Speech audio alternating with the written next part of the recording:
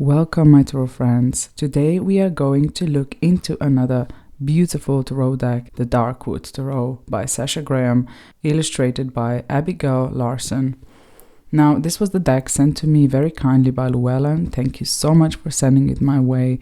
It is absolutely shockingly amazing. Why I say shockingly is because I didn't understand or realize that this deck, it goes so deep, and I mean it would make sense since it is or was created for shadow work. It exceeded all my expectations, that's what I'm going to say. Now before we dive into the deck, I just wanted to share with you these two beautiful bags. Why I have two bags here is because firstly we are going to look into the Darkwood Tarot. We're going to walk through the Darkwood. And then after, I will actually quickly compare it to another Sasha Graham's deck, and that is the Witch's Garden Tarot. Just to see the feel and how them two talk together, because they're both witchy decks, but they're very, very different. And we are going to explore that together later. Before we do all that, I just wanted to show you these two beautiful bags. If you're interested in having your deck protected, but also being showcased on your shelf in these beautiful bags, I will put a link in the description box below of this amazing Etsy shop called Goddess Gifts Shop. They have an incredibly huge selection of different tarot bags. Now my favorite two styles are this one that is like a pouch. They always come with these different charms on them depending on the theme of the actual bag, which is beautiful, and they have these beautiful details. They're very high quality bags. I love them. So my Darkwood Tarot is stored in this one, and it's like perfect for it. And it's big enough for me to store another bag with lavender, dry lavender in it. So it's like it gives it an extra magic. And then my Witch's Garden Tarot is stored in this gorgeous bag. Look at this. It fits so beautifully. And one thing that I love about this shop, look at that.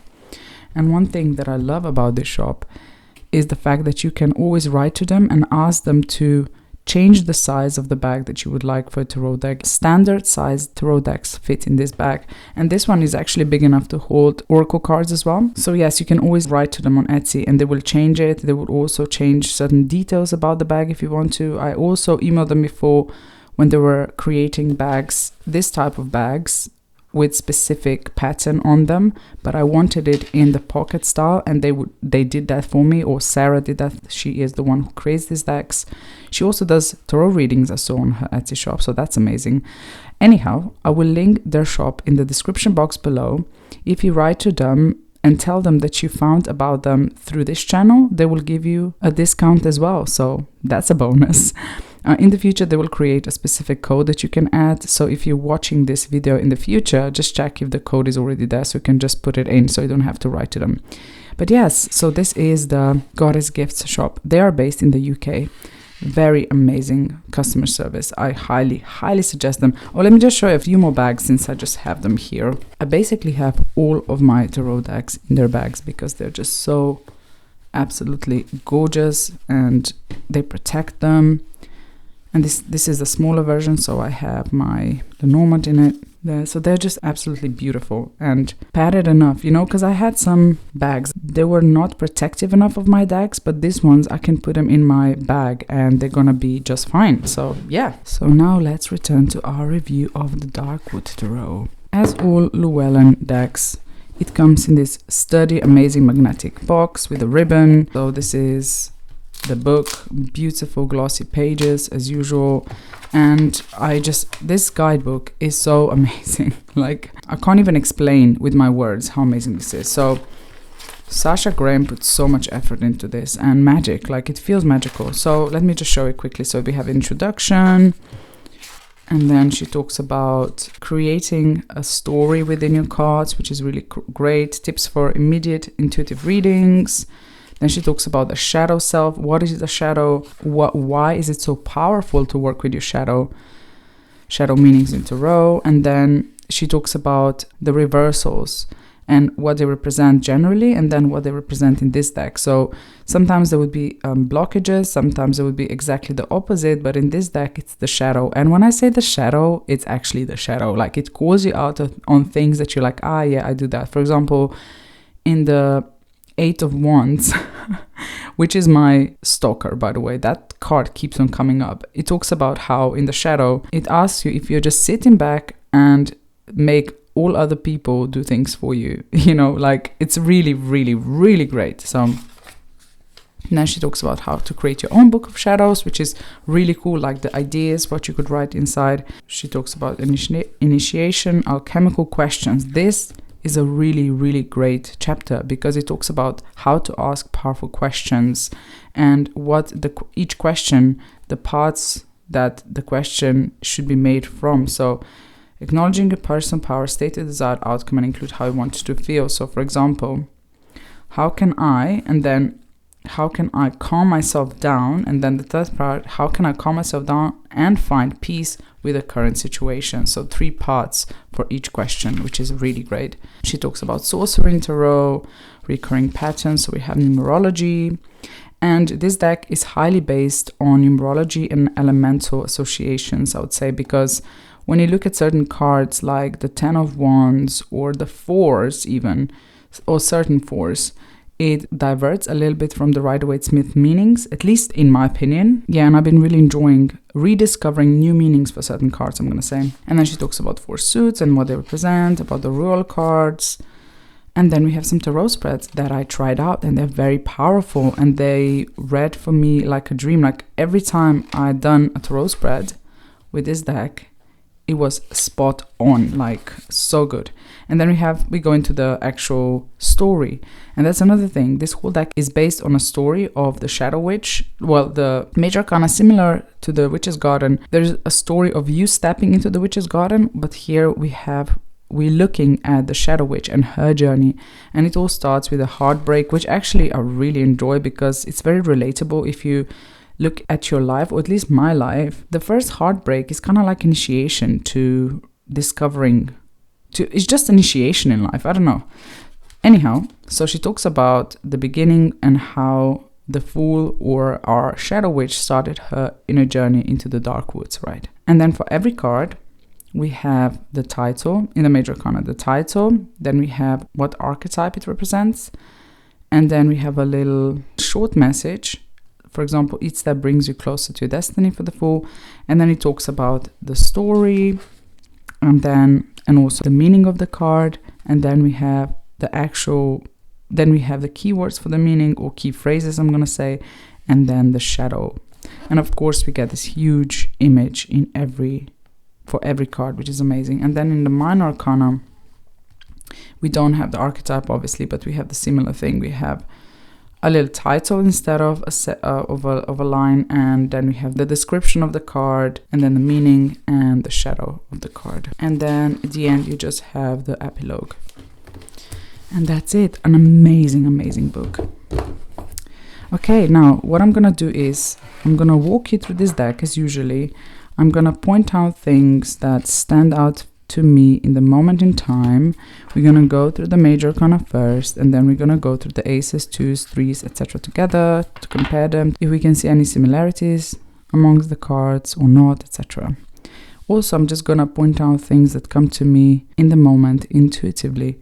I've been working with this deck for a week and a bit now, and I just absolutely love it so much. It really surprised me in an amazing way. So if you look at our Fool, I'm also going to read from the guidebook for certain cards, because the guidebook is so amazing and I need to get a taste of how it reads.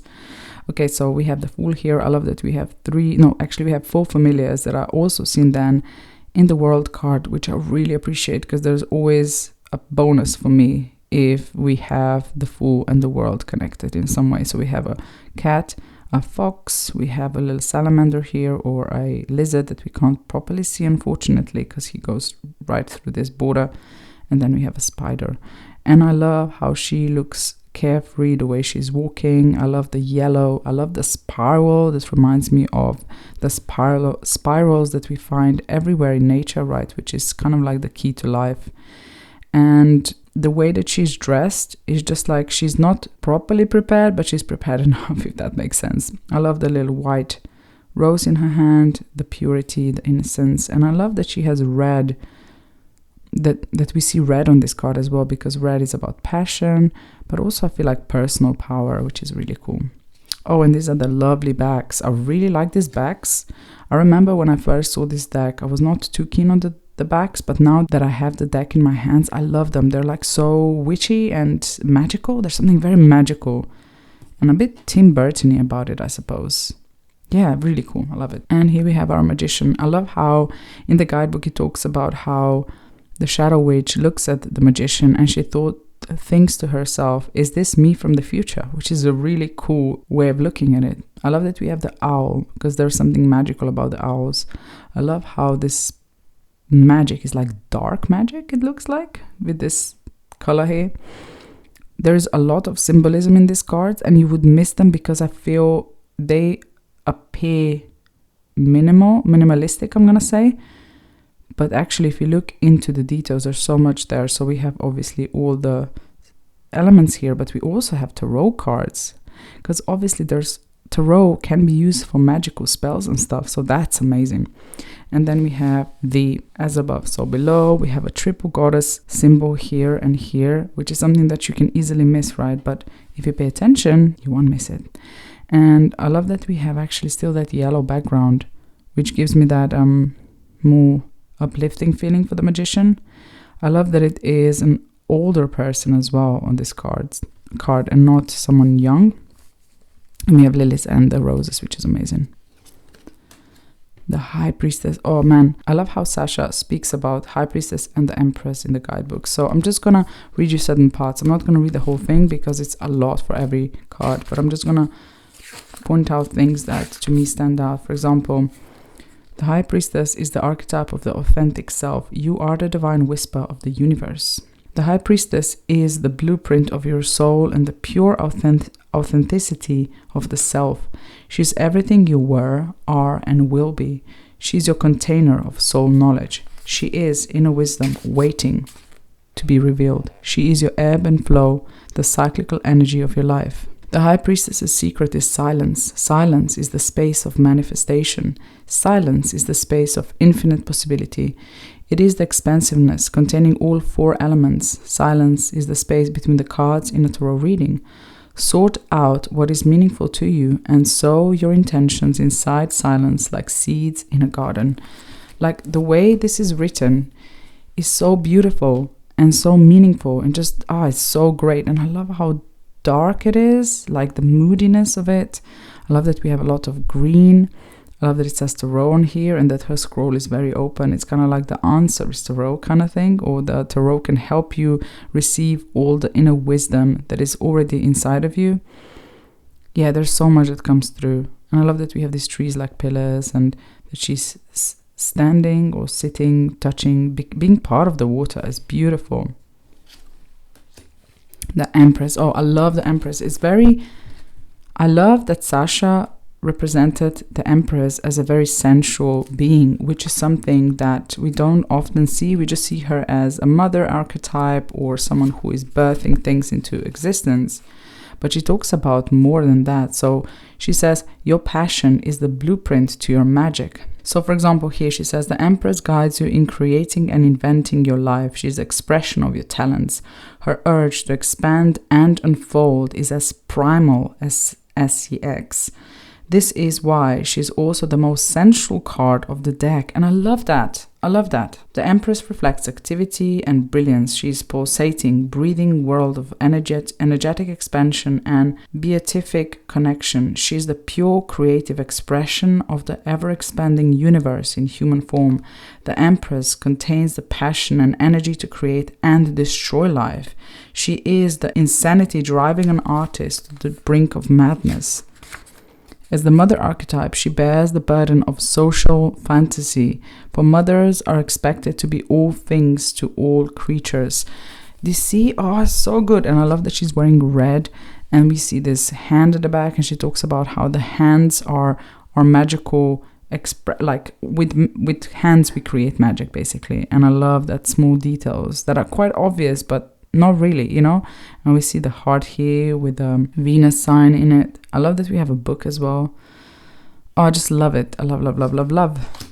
We have the Emperor, who is a ram here, which makes sense because obviously ram is connected to Aries, who is connected to the Emperor card. And I love that we have like fire-like feel behind him, and the way he stands looks very stoic and powerful and empowering, and like he's the boss kind of thing.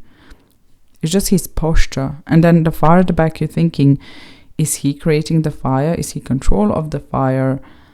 Is the fire there to burn things down, to rebuild them, etc., which could be connected to the 4, right? The structure, and then crossing over the structure that you created to expand. The Hierophant is one of my favorite cards. The Hierophant is actually my card because I'm a Taurus, and I really like it. I love it because we have a tree, and the tree has branches that go up into the universe, and that talks to me that the divine connection that the Hierophant should have. We have the sacred symbols here. We have the keys that have the dark wood engraved on them, which is really cool. We have a snake. So Hierophant is number 5, and 5 is about transformation, right? Change. And the snake represents that beautifully. And I love how we have these 2 trees at the back that kind of feel like those pillars that we see in the Hierophant. We have all the scrolls and books which talks about knowledge and wisdom. We have turtles here, which represent something. Let me just check. The turtles in the water are the connection to natural history, and the snake is Kundalini power. Yes, so there's a lot of reference to yoga in this, or yogic knowledge in this deck as well, which I really appreciate. And there's another thing that I love about this. So in every entry of the major arcana, you would have a reference to the previous card as well, which is amazing. So for example, here we have the Emperor provides order for the world. The Hierophant gives us a hint and indication of the secrets and mysteries that exist behind the structure of daily life. How cool is that? I mean, it's amazing. And I love this. So it talks about, so this is basically the lover, right? The guy that broke her heart. And I love how here she basically sat down next to the tree and started, like she fell asleep and dreamt of how it was with this guy, right? And I love that. So it makes sense. It's not like someone new she meets, but it's a vision or a dream from the past that comes to her. And I love this Lover's card. I love it. It's like a lot of passion and a lot of, I don't know, it feels like dark magic about it, with this dark angel at the back as well. And let me read you what it says with the Lovers, right? Because she does talk about love in this card. So this Lover's card is not as much about choice, although it is, but it's also about love, which I really like. So the Lovers are the archetype of love. Love is the unifying, expansive, and binding force of the universe. 100% true. And if you had to choose one card to express that, it would be the Lover's card, right? So actually, I feel there's a lot of pushback from tarot community when it comes to the Lover's card and it representing love. Like lots of people want it just to represent choice, but then it's more than that. Does that make sense? It is more than just choice, at least in my humble opinion. You know, the choice has to come from the heart, which stems in love, right? So here it says that the Lover's card is a drug-like high, the erotic passion, showing us what is possible, not what is sustainable. And then we have at the back, it says, the Hierophant's lessons become experimental in the Lovers as we taste the nectar of divine love for ourselves. It makes sense in the journey, what the Lovers represent, the way she writes about it. And then we go to the Chariot card, and here it talks about in the guidebook how she shapeshifts into this ego. And I love that for the Chariot because first of all, the way that the ego is, they have dark wings and they have light head and light, or white head and white feathers for their tail, and it's that duality that we see in the Chariot card is represented here, that we see, you know, the dark and light sphinxes. But I love this because you need 2 wings to fly, and it's like balancing those 2 wings in a perfect way, which is amazing because a chariot is about that. It's about balancing things in order to move forward, right? Or to move towards where your will wants to drive you. And yeah, it's just amazing. And a higher perspective as well, which is amazing.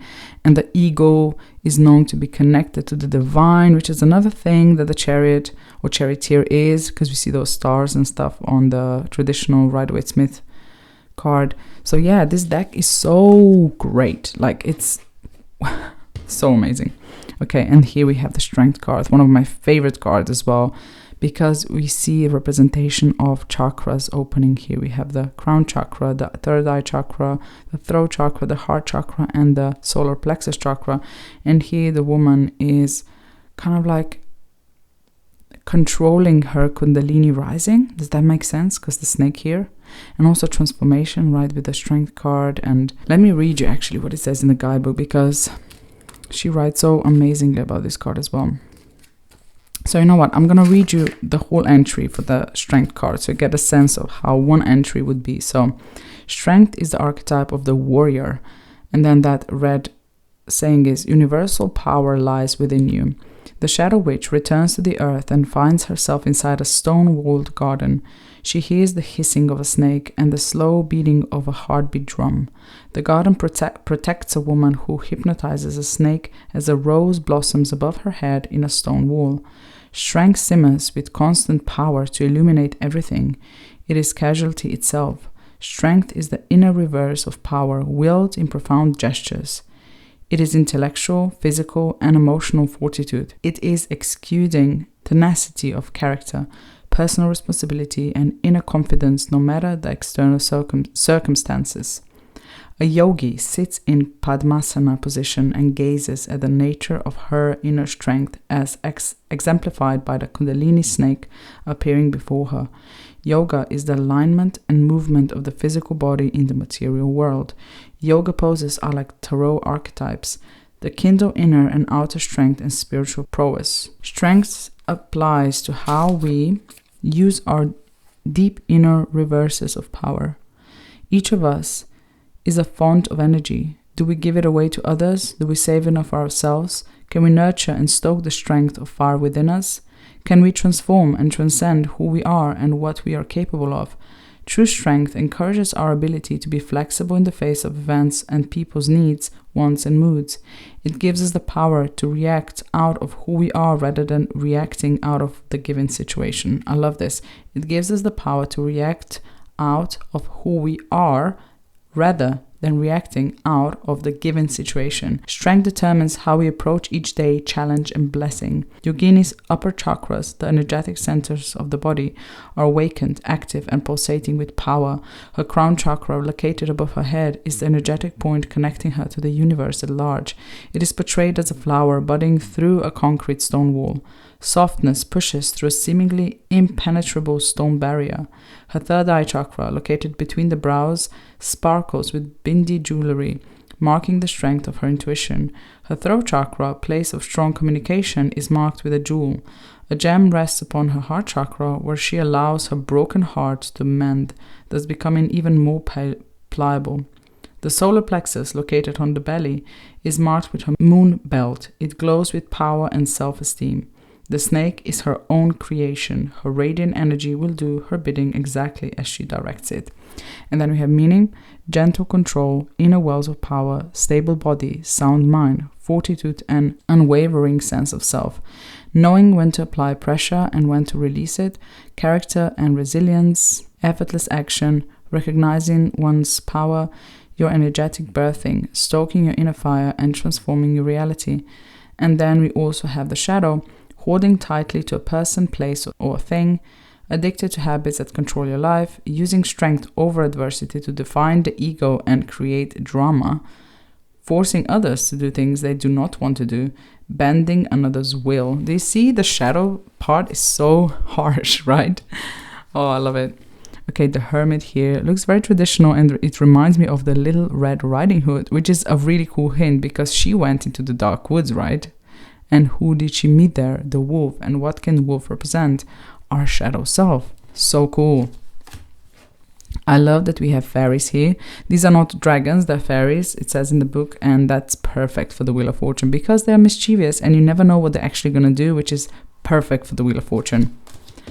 This Justice card is so powerful as well because we have two people here binded and waiting for the justice to tell them their destiny or their sentence, I'm gonna say. Yeah, I love it. There's something very powerful and about this justice, and it reminds me of that your actions always create reaction, right? And that you are responsible for whatever you're doing, and that sooner or later, whatever you do is going to come back to you, and that you are responsible for your actions, and that you should take the responsibility for your actions. But there is more. There is a sense of, in every action that we do, being present and understanding that it affects everyone around us and the world. Does that make sense? Oh my God, I hope I'm making sense here. This hanged man, the hanged woman here. Yeah, it's very traditional looking, but I love that we have a bat here as well. And I love that we have red. Yeah, we have two companions here. We have the spider and the bat. Let me see quickly what it says about the hangman. The bat actually means something. So the hanging spider, the weaver of stories, reminds us of the narratives we create. Perhaps it is time to plot a new story for our reverse perspective. The vampire hangs upside down, reflecting all that is supernatural. The vampire is the inversion of all things seemingly human and the essence of life amidst death. Oh, so it is a vampire. That's so cool. Vampires and mystics each possess supernatural abilities such as levitating, mind reading, longevity, and immortality. The mystic does not swap day for night, good for bad, or right for wrong, like the myth of the vampire, but instead accepts the wholeness and interconnectedness of all things. Oh, this death card is very traditional looking, but what I like about it is that we have death here holding an hourglass, right? And that tells me that she's saying, or they're saying, there's time for everyone. Like, the death comes for everyone, no matter how young, how old, what status you're at. And I love how this tree here is trying to grab this clock, this time. I love this. This temperance card is so beautiful. And what I love about this temperance card is that we have the tower here, which is going to appear in our tarot card later. And that is very cool because in the temperance card, we have in the background, right? If you look at the traditional Rider-Waite-Smith, we would have a crown chakra appearing like the sun in the distance. And what happens in the tower is that the crown of the tower flies off. And that is so flipping cool. Oh my gosh, let me just show it here quickly. Do you see what I mean? That is so cool. And she's just gorgeous. She's just gorgeous. This dark angel temperance, right? She's alchemically, magically mixing things together to create something new. And it says in the guidebook that temperance is the archetype of complexity, right? I would say alchemy, but complexity. Transcends duality to embrace entirety. Oh, I love that. A dark angel with a horned headdress rises from the depths of the water, connecting to emotions, the subconscious, and eternal flow. The liquid she fuses is the integration of life energy. She displays mastery as she hones her skills. You become the expert. This is the beginning of maturation. The Gothic tower stands in the distance as the hint of the ultimate attainment that is to come. The tower is the highest physical point we can reach without leaving the ground. Once the lessons of the death is understood, accepted, and ingested, the spirit can engage temperance. You are now able to combine the oppositional ideas of life and death in a new form. A new path appears. Options become available. The center and focal point of the temperance is the liquid she fuses. It is the card of balance and complexity, but also the magic we make when we focus on what's in front of us. We stand inside shifting polarities. Temperance is how we greet the changing dichotomy of life. How amazing! I love this devil card. He looks so cheeky. And this figure here is our Page of Swords. Let me just quickly show you, because I remember the first time I noticed, I was like, oh my gosh, the cards are connected. I always love when the cards are connected. Makes me so happy. Look, it's our Page of Swords. Yay! And we see those chains there, but it feels like the devil himself is holding a chain, which is very interesting, right? I wish I could read you every entry for these cards because they're so deep and there's so much meaning behind them. Like so much more that you would think just looking at the pictures, because they're beautiful and they're very Disney-like, I'm gonna say, but there's so much depth. I love this tower. It's so powerful and dark and dramatic, and this person is falling out and everything's burning, and we have the bats flying around, and it's the crown, and I love that. I love it when the tower shows the crown falling off, because there is a deeper meaning, it's a crown chakra. It cracks you open to connect to the universe. Things happen to you for you to be able to connect to a higher level of yourself, right? Or your higher self. The star, I'm going to put them together. The star the moon and the sun, we see the cards, the figures in these cards are all naked, which is really cool because we are in those positions in life when we face these cards where we are bare, right? We are bare with, like, we can't hide. So the star after the tower, we are stripped naked, really, figuratively, right? Metaphorically. And I love how she's looking. She's above the water, thinking to dip herself in. Is the water gonna cleanse her, or she's going to go inside and face her subconscious like she does in the moon, right? It feels like she goes into her subconscious and rises out cleansed and alchemically changed, integrated, her shadow and her light, right, under the moonlight. And it's very magical, and I love how we have bats flying here and here, which is really cool. And they're also in the tarot card, right? And I love how in the sun card, this wall here reminds me, and the rose, right, the roses here remind me of our strength card before, which is really cool because you need to be strong to be authentically yourself. And then we have this horse here, which we're going to see in the Two of Cups. And I love that because we connect the Two of Cups to harmony, right? But also the sun card is in the 6th Sephiroth, which is the Sephiroth of harmony. So how cool is that? Like, there's so many small nuggets in this deck that you wouldn't notice unless you spend your time with the cards, if that makes sense. They're just so beautiful. I think the star card is one of my favorite cards in this deck. And I love how the nudity is very beautifully done in a way where I wouldn't be worried showing these cards to my clients, not knowing if they're okay with nudity, if that makes sense. And then we have our last two cards, which are so cool. So, oh my god, are they connected? It looks like these two cards are flipping connected. That is so cool. Probably not, but they just feel like they are. So I love the Judgment card because our Shadow Witch decides that she wants to become a vampire. And that is like, there's no way back when you decide that. So she listened to her call, and that was her call to make that decision, and she did it, and she followed through. And now in the World card, she is transformed as a vampire, and she's standing in her power, and she's happy where she is, and she looks so self-confident. And again, like I said before, we see our companions from the Fool card here as well. And see, here she looks innocent, and here she doesn't look innocent anymore, you know, because she dived deep into the Darkwood. She faced her shadow, she worked through it, and she matured through it, and I love it so much. My god, this deck is amazing.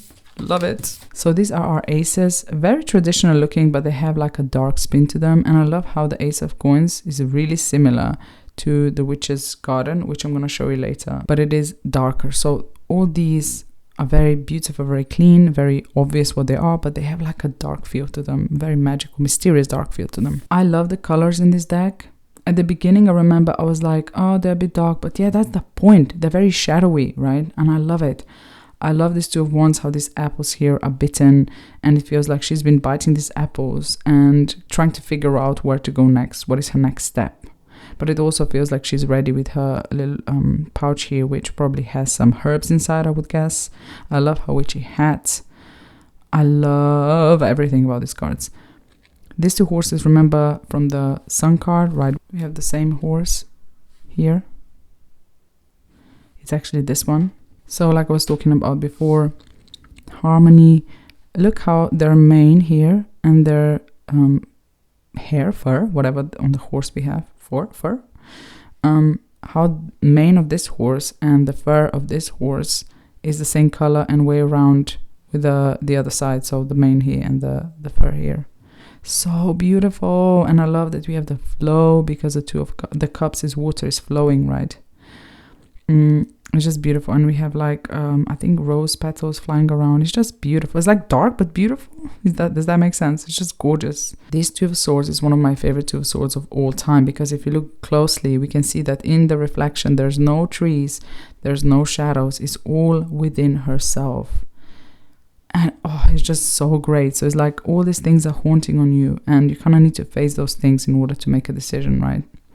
And the Two of Pentacles, we have this tree that looks very grumpy. And it kind of reminds you, hey, don't be grumpy. You should be grateful that you have many things to balance, right? I think in the Herb Crafter story, it talks about having lots of things happening in your life is a blessing and not a curse. So be grateful and be happy that you have these 2 pentacles instead of 1, right? Because pentacles are good stuff. It's material things in our life. I absolutely love these 3s. Oh my gosh, especially the 3 of Swords really stands out. And I know that it's very traditional, but then we have this sticky web around. It's kind of like, are you stuck in the pain of the past, you know? And it's kind of like encourages you to pull those swords out of your heart and grow and develop and change and weave your future, because it is your future. It is your thoughts, right? You're responsible for your own thoughts and how you deal with painful things in your life. No one else is going to deal for you, if that makes sense. The 3 of Wands, we have a vampire here.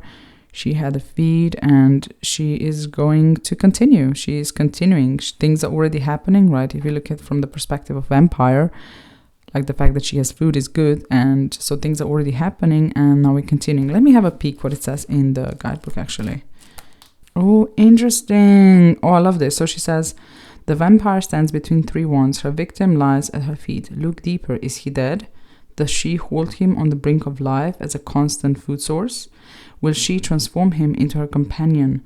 What would you do? And that is perfect for the 3s, because 3s is expansion, is growth, is movement, is not stagnant, if that makes sense. And that's perfect. The 3 of Cups is this black kittens here is really nice. I like it. I mean, we can imagine that 3 witches have shape-shifted into these cats here, and they're now looking at the fire and creating magic together. And if you're a witch, that's obviously something that is very joyous. But then again, with the 3 of Cups, I feel it's also sharing the common ground with others, the emotions of being in a company where you feel free to express your true emotion, whatever that is. It can be dark, it can be light, right?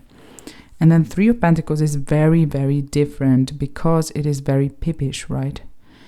We just have this 3 cut apples and the spiral, but we saw this spiral in the Fool card, and it's kind of like life creation, right? Life creation is this spiral. We can see it in so many different things, in a snail shell, in a fern growing and opening, in so many different things. It's like golden ratio, what it's called. And in the guidebook, Sasha talks about how number 3 is a very important number for witches, because things come in 3s, and if you do things 3 times, they come back 9 times or something. So I love that the 3 is so important for witches, right? And I love that it's very pippish because it kind of points that out. It's like very obvious.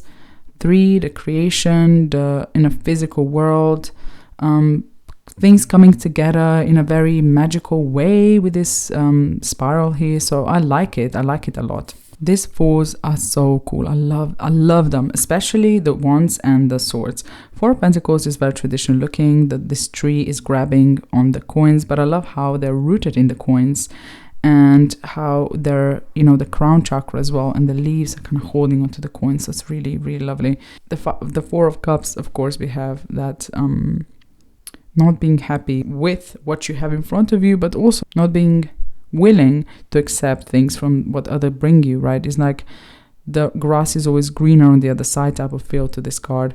This 4 of Swords is so cool because she is ready. And I'm going to read you from the guidebook because the way it's written for the 4 of Swords is so good. So it says, happily never after.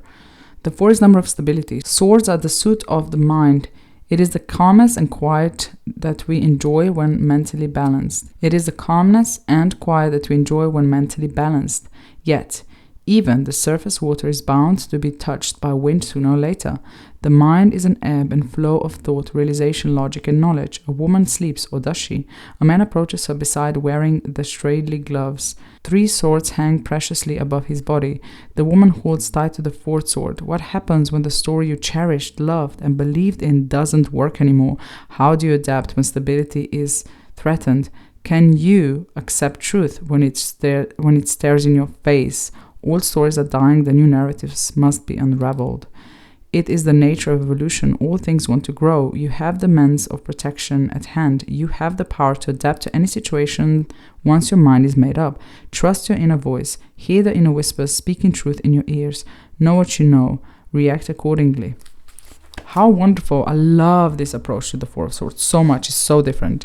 And then Four of Wands is also very different because we have this troll under waiting for his lunch to come, right? So it's like very shadowy aspect, but also it talks about how Four of Wands enables you to bridge over to something new, to something even more exciting, the expansion. And yeah, I love it. Five of Wands, I love that we have these fairies again, because mischievousness and Five of Wands can be seen as playful competition, or it can turn really quickly into something else, right? Which is amazing. In the Five of Cups, we have this little bunny crying over the spilled wine, blood, who knows? Who knows? It's funny because in the Four of Cups, we had a bunny in the fox's mouth. So I wonder if that's connected, you know. And then Five of Swords, this is very brutal. And it's also very brutal in the Witch's Garden, which I'm going to show you later. And then Five of Pentacles, I love how these two decided to go up the hill in the snow. And if you have ever walked in the snow, like heavy snow, you know how slippery and dangerous it can be. So it's kind of like your decision to not look around what is in front of you or the help that is there, but instead deciding to suffer instead. So it's very shadowy. I love it. I love the sixes. They're so pretty. Oh, look at that. We have a devil here in the Six of Pentacles. Oh my gosh. And they're signing a contract. Such a shadowy aspect. Like, what are you willing to do to get what you want, right? Oh my God.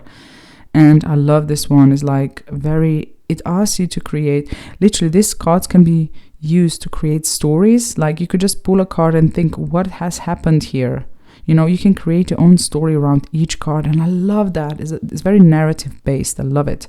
And we have a little baby here. And here we also have a baby, which is interesting. And here we have a baby bird. I love that we have moon flowers here, because often I associate the Six of Cups to shadow work that needs to be done from the childhood trauma or childhood past. That's something that is still preventing you to really enjoy the present moment, you know, to live your life, right, in the present moment. So I love that.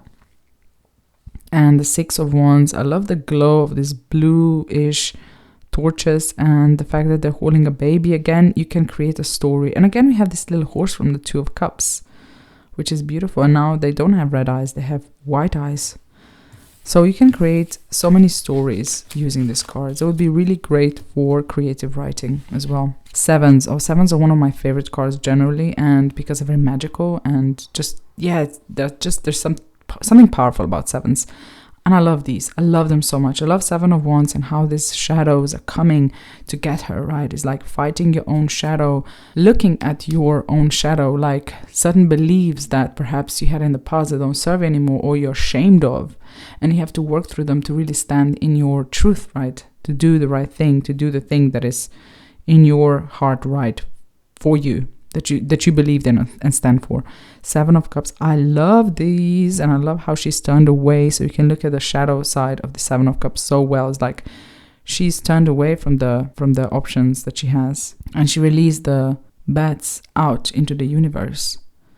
So perhaps she examined the options she has and she decided, and now she's sending those out, which is amazing. And then Seven of Swords. I love, again, the Little Red Riding Hood reference here. It's amazing. I love it. And the Seven of Pentacles. Oh, it's so interesting. A scarecrow kind of thing. Looks like a shadow. You know, I haven't read the Seven of Pentacles. Let me read what it says because I'm curious. It's called Slumber. A scarecrow looms over a pumpkin patch. He has stretchy, spiny branches for hands, and his cape flaps in the western wind. A girl lies beneath him. She rests her head upon a fat pumpkin under a spell or enchantment. Tendrils of growth spring beneath the pumpkin. 7 pentacles appear in the back of the garden. Scarecrows spook crows and other birds who come to eat freshly sown seeds. What opportunities are you scaring away with your actions? What is your personal relationship to fear? Are you acting in subversive, subtle ways that hurt rather than help? Oh my gosh, it's like self-sabotaging. Oh, great. I love that. I love that. I'm telling you, this is, I know, I've seen a lot of people saying that this is their favorite deck. Loads of people on TarotTube, in the comments specifically. And now I understand why, because this deck, whoa, it's so good. The 8s are amazing in this deck. Oh God, I love them so much. I love this 8 of Wands. It's like sending your wishes, what you really want out there in the universe, but also you need to follow through, right? And I love that it's a mermaid who wants to perhaps come out of the water, right? But she needs to follow it up with an action. And then we have 8 of Cups. Beautiful. I love how this snake goes around all of the cups. So they're done with all of the cups and moving on. And I love that we have the eclipse there. Love that. And the green murky waters. 8 of Swords is very brutal. Look at this. I think this is it a crow or is it a vulture? And if you look closely, to me, it feels like these cards are connected. I don't know if this was done on purpose, but they literally look connected. Do you see? Look at that. Here and here and here. So cool. And look here. It could be also like that. Or like, maybe like that. Yeah, it could be like that. And then like that. Oh, anyhow. And the 8 of Pentacles, she talks about this is a spirit, I forgot. The tree spirit that changes into a human form, I believe. So at first sight, this would not make sense to me that it's 8 of Pentacles, but when you read the story, it does make sense. So it says that these nature spirits live as long as the life of the tree they call home. Nature spirits are the bridge of communication between humans and the natural world, often acting as intermediaries. Like a pentacle, the tree is a source of wisdom and manifestation. This is why the dryads who inhabit them and live amongst them consider trees, groves, and forests sacred. The dryads' handiwork reflects a continual evolution of the suit of pentacles. The energy of growth continues to expand within the context of infinity, represented by the number 8. Those who focus on tasks can bask in the reward of a job well done. It is a pleasure and pride in what you do. Yeah, she looks very proud, right, doesn't she? Yeah, and something very random, but talking about the tree spirits and stuff. I heard the other day that there is something magical about the wood, right? And number 3 again with this witches thing. If you knock on the wood or on the tree 3 times, the spirit from the tree is going to come out to speak to you and give you the wisdom. And I'm thinking, what are tarot cards made of? They're made of paper. What is paper made of? It's made of wood. And what do people do? They knock on the deck 3 times. Mind blow. I just realized that yesterday. Like, I know lots of you know this already, but to me it was just like mind blowing. I was like, oh my God, it makes all the sense. Anyhow, where were we? 9 of Wands, very creepy. This creepy clown is inviting you to come through this door, and you set the boundaries, right? You set the boundaries, you've done things, and you're done, and you're moving on. Or are you? 9 of Cups, this little cat has the bird, so he's very satisfied, or they're very satisfied, which is cool. I like that. Very simple, but effective. This 9 of Swords is amazing. She looks like the Empress. Is she the Empress? And she's like having trouble sleeping when she's pregnant, because we know this is a thing. So that is kind of cool. And then here we have the 9 of Pentacles. Oh, I love this. I love this. Oh, look at the snail. Yes, we have the snail. And we have grapes as well, which is perfect. Love it. It looks very bountiful, this card. Like, she is enjoying herself, like walking through her beautiful garden, feeling free with her open wings, like feeling free, feeling like she can enjoy herself. She has the leisure of enjoying herself. Actually, she's not walking, she's flying. Look, she's actually landing. Beautiful. And I love how green it is as well, this card. I love how fierce she looks in this 10 of Wands. Like, she's done and she's moving on to the next chapter, and she turned one of the torches on, and I feel like she's carrying everything she learned with her, which is really cool. The 10 of Cups as the pups and the wolves is beautiful. Love it. I love it. And instead of the rainbow, we have the cups here. And I love that howling, because that tells me that movement of emotion. And yeah, just, I don't know, there's something with the howling wolf and the heart space for me.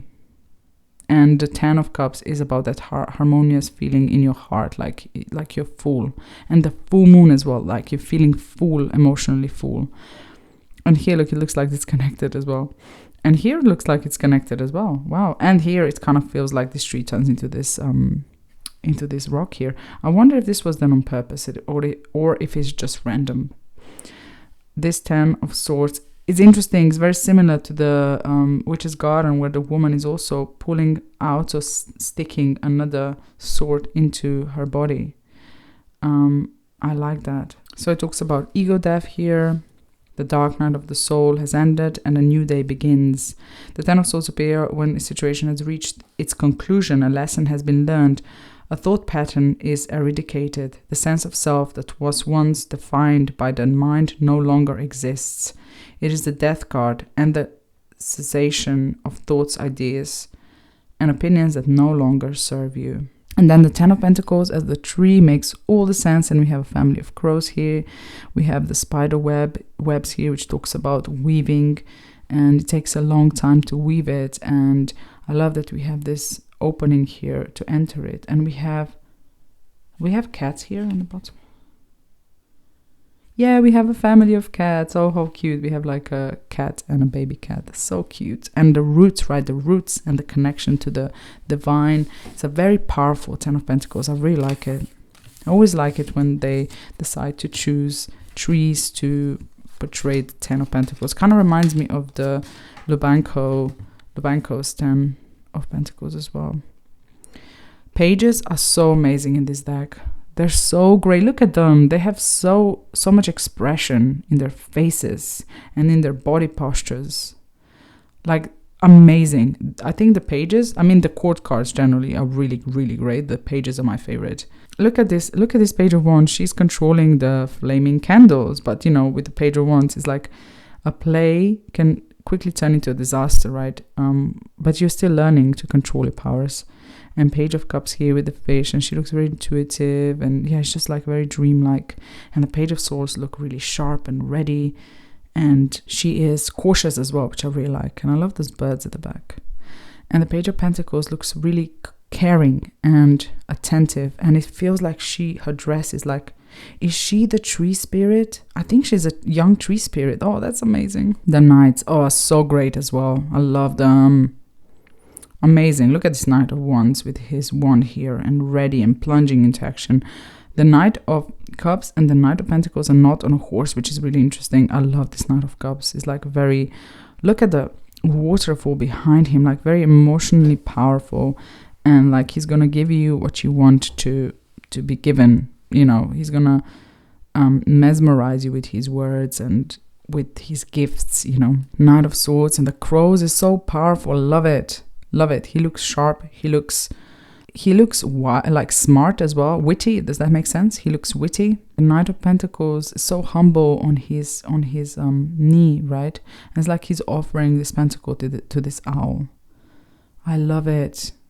I love it. And look, they all have armor apart from the Knight of Cups, which feels like he holds his heart on his sleeve, like he's not as protected as the other three are, which is really interesting. Oh, I love it. Oh, I love them. They speak, their body postures and everything is so great. They are so great in this deck. The body postures and the facial expressions. And look at this beautiful queens. Oh my god. Oh my gosh. The Queen of Wands looks so powerful. Like she's like the most powerful witch in the world. That's how she looks like, and I love it. I love it. Look at her cat as well. I love that she's wearing red. I love all the power that comes from the fire burning all around her, and it feels like she's on fire as well. Yeah, this girl is on fire. Song comes to mind. Okay, the Queen of Cups looks her facial expression, for me, it speaks about Scorpio qualities. I don't know, it just does. Like, you know, the Queen of Cups is usually very portrayed as very approachable, very kind, very gentle, but she has an edge, and I love it. Like, she can drown in that water if you're gonna be naughty, you know, or she can give you the most valuable advice ever. And then Queen of Swords, I love her with her butterflies. I love that we have some traditional symbology here with the butterflies and the Queen of Swords. I love it. And yeah, she looks more guarded, and like it looks like she's been through a lot. Does that make sense? Just her facial expression and transformation. And I love how she's holding the sword down. So she's been through a lot, but she's not silly, you know. She learned from her pain, and now she stands in her power, and she is truthful and she is honest. The Queen of Pentacles with her bunny here and being like the trees growing around her, and with her bare chest. I love that so much. I love, because Queen of Pentacles should be very sensual queen, in my opinion. The Pentacles are very physical. They're a physical realm, right? Pentacles are a physical realm. Therefore, the court card should be using their senses, right? And the queen has a very sensual feel to her, and I love that. And we come to our wonderful kings. Look at them. They all have beard, apart from the King of Pentacles. Oh, I love them all. I love the colors. Red, blue, green, and forest green. Oh man, I love it. I love it. He's my favorite king. Look at him. He's so powerful and dynamic and decisive and like controlling kind of as well, feels like. The King of Cups. Oh, I love him. Love how he's touching the water, and this water spirit comes from his drink. It's kind of like he feels very magical, you know? He feels like he's very intuitively magical, like connected to his intuition. He looks like the sorcerer to me. And then the King of Swords. I love that he also has sword down, so he's down to business. He looks very strategic, like he looks very logical. I love that he has vultures here as well, because vultures represent that transformation. You know, they help to continue the cycles by eating the dead animals, basically, and they're very, very needed as well. Anyhow, I love him. And the King of Pentacles. Wow, look, he has the bulls as well, which is amazing. And I love how he's part of the forest as well. Like, look at these boots. Look like they're made of wood.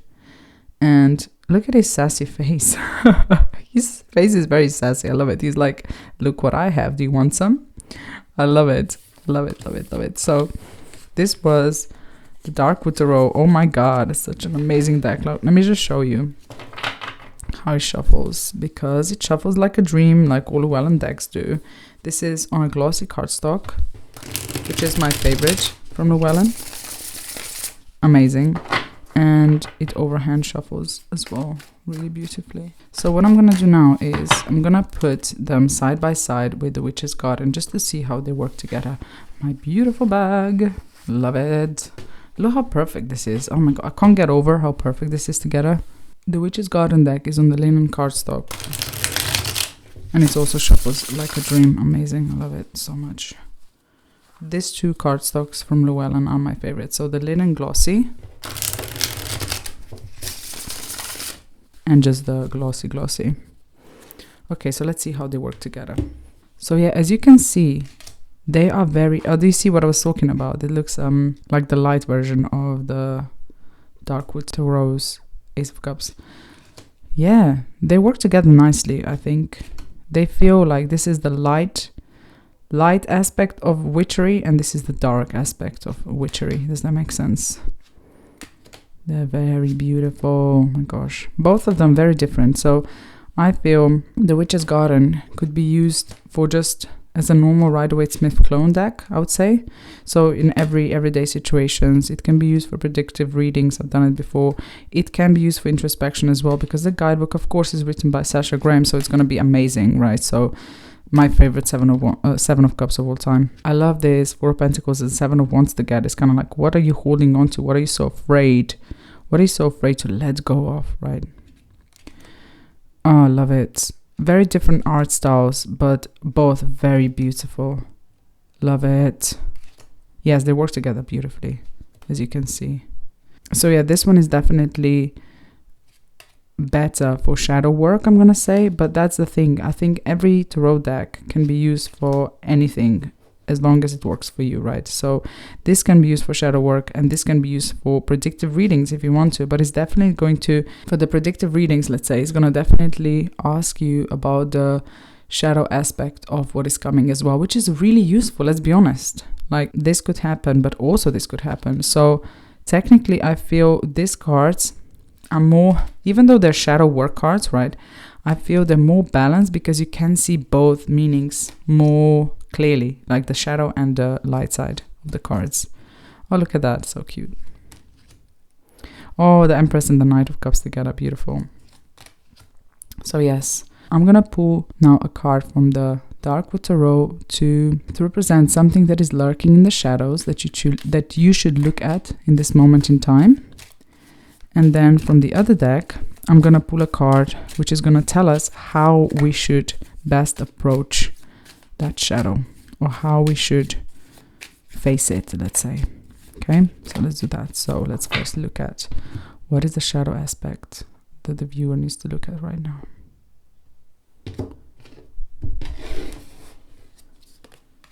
Oh, the Queen of Pentacles. Interesting.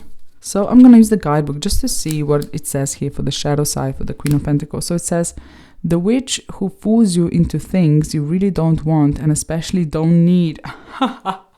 I feel this is talking to me right now, because I have like a list of decks that I really want, but I really don't need. The ability to lead you astray with material possessions, being consumed with the cost or indulgence of any item and spending money for money's sake. The dark hole never is filled. Yeah, this is definitely talking to me right now. Oh, actually, because it is December and it's before Christmas when I'm recording this, right? So I think lots of us are in this energy right now of spending money, maybe for things that we don't really need, that we're going to get them anyway, just because we can, because there's like offers, Christmas offers or whatever. So that is perfect. Now let's see, how can we face that aspect of ourselves that is lurking through right now? So how can we best face or control that aspect of ourselves right now, let's say. Let's see. We got the Sun card. Oh, interesting. So yeah, the Sun card is all about authenticity and about standing in your truth, right? So it's asking us really to just shine a light onto the whatever we're looking at that we want to buy, and ask ourselves, do we truly need it? Is that thing that we really want right now, to buy right now, to get right now, really something that we need? And is it going to allow us to be who we truly are? Is it going to allow us to grow, to be a better person? Is it something that is going to complete us? Is it something that is going to make us shine, to be our authentic selves? Like I feel, for example, if I'm talking about buying new decks, right? And there's like a list of 20 that I want. From all of those 20, I could go through them. And the Sun card tells me, is there a deck that you feel you're going to bring into your practice that is going to allow you as a tarot reader to shine, to really help you help other people with it, if that makes sense? Or to help you access a part of yourself that another deck that's still doesn't allow you to. So for example, for me, this would be like a deck that is not yet in my collection, like a type of deck that is not yet in my collection. For example, I don't have any decks that would allow me to connect to my ancestors, right? So I'm looking into buying Slavic Legends because I am a Slavic person. So that of all the decks that I have on my list, that would be the deck that would allow me something, that would allow me to grow, to be connected to my roots, and therefore help me shine as a person even more. Does that make sense? I really did a reading for myself right now, but I hope that it applies to you somehow, somewhat. This was our walk into the Darkwood Tarot. I hope that you enjoyed it. Tell me if you have this deck, how does it work for you? Do you love it? What do you love about it? And yes, I will see you in the next one. Until then, have a lovely time wherever you are on this beautiful planet Earth, and I will see you again soon. Bye bye.